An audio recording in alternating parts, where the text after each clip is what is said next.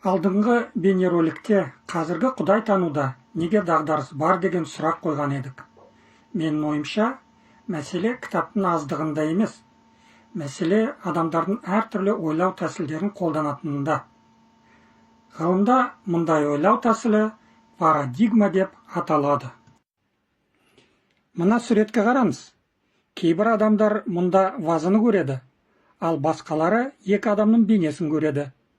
Сурет өзгермейді, бірақ адамдар оны әртүрлі қабылдайды. Дәл сол сияқты, өмірде де бір оқиғаны екі адам көрсе, оны екі түрлі түсіндіруі мүмкін. Себебі олар тек әртүрлі білімге ғана емес, әртүрлі парадигмаға ие. Парадигма адамның дүниені қалай көріп, қалай түсінетін тәсілі. Ендеше, тарихта қандай парадигмалар болды?